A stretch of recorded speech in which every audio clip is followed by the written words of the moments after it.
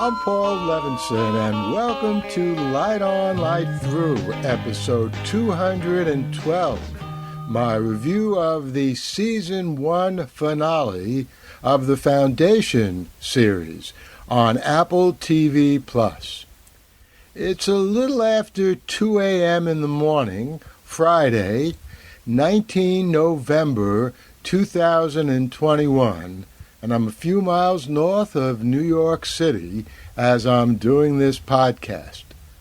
I saw the Season 1 finale, episode 1.10 of the Foundation series on Apple TV. It began on midnight of this very day. And that was really a pleasure. Unlike, I have to say, Paramount Plus, which says a show such as Star Trek Discovery begins on a given day, but doesn't make it available on the East Coast until 3 in the morning of that stated day. So I just wanted to begin this review with a shout-out of my appreciation to Apple Plus TV for putting on all of its shows on time wherever in the United States, and I'm pretty sure the world, you might happen to be. And there are other more profound accounts when it comes to the Foundation series on Apple TV+.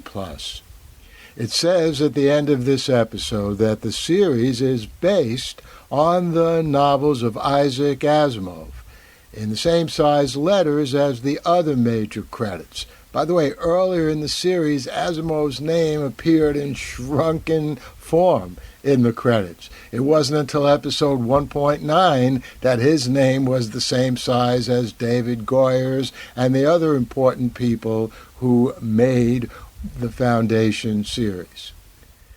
And that's why, because it was a work of Isaac Asimov that the series was based on, that I started watching this series. I had hopes, but I didn't expect all that much. I saw on Reddit just a few hours ago that there's a Soviet adaptation of Asimov's The End of Eternity, to this very day still my favorite time travel novel, which I first read in the summer of 1959. I'll watch that too. It has English subtitles.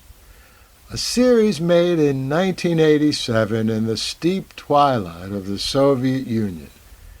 I doubt that I'll love it as much as the novel, but I'll watch it anyway. Just as I watched the first 10 episodes of the Foundation series, and I have to say, it far exceeded my expectations. I didn't enjoy those episodes quite as much as I enjoyed the first novel in the Foundation trilogy, but then again, I loved and still treasure the second novel in that trilogy a lot more than the first. And there were things that I loved in this first season of the Foundation TV series, which bore vibrant, compelling fruit in the season finale.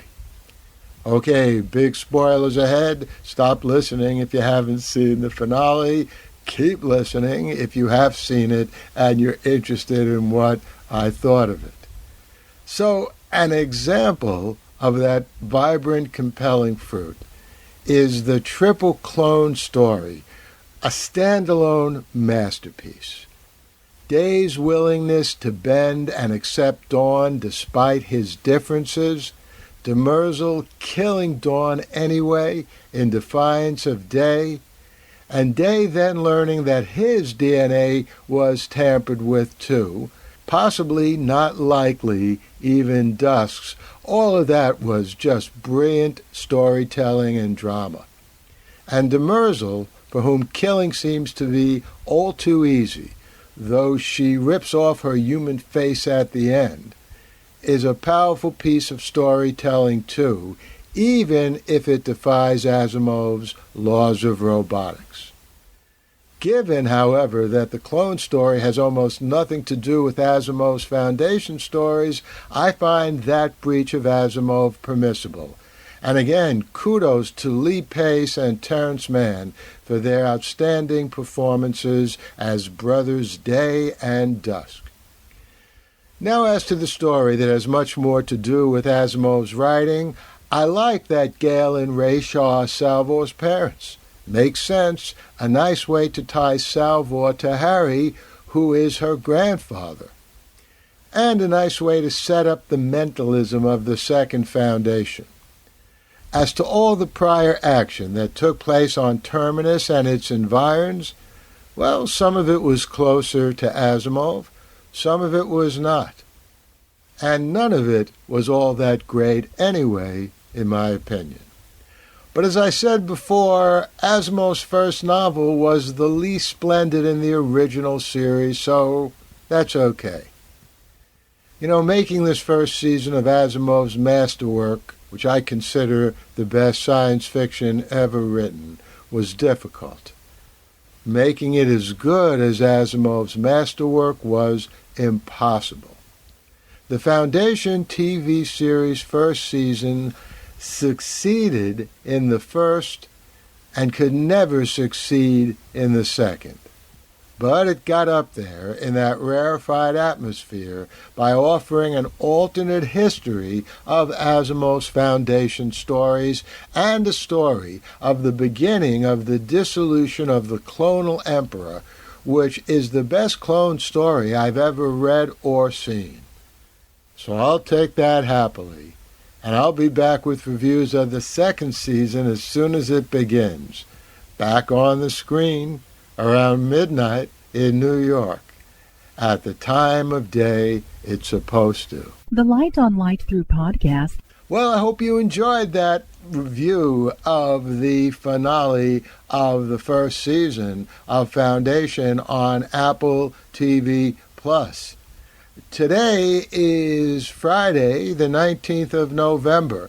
This coming Tuesday, look for a special episode of Light On, Light Through, in which I'll be talking to Cora Buhlert and Joel McKinnon. The three of us are going to have a conversation about what we thought of the first season of the Foundation series. So you don't want to miss that. Before then, I'll be back with a review of Invasion, another Apple TV Plus series, a review of the next episode of Dexter: New Blood, and I might even throw in a review of the new season of Star Trek, which is on Paramount TV.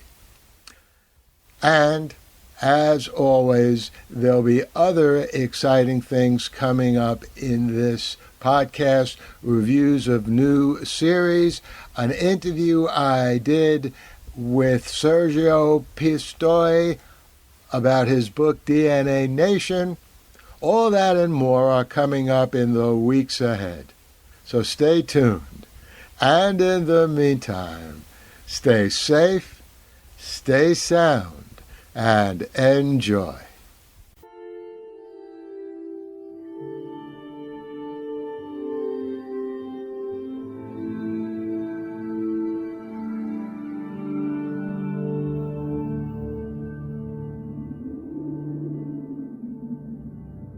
Athens, 2042 AD. She ripped the paper in half, then ripped the halves, then ripped what was left again into bits and pieces of history that could have been. Sierra Waters had read once that, years ago, it was thought that men made love for the thrill, while women made love for the sense of connection it gave them. Curled Up with a Good Book says, Sierra Waters is sexy as hell. You can find out more about The Plot to Save Socrates by Paul Levinson at theplot2savesocrates.com.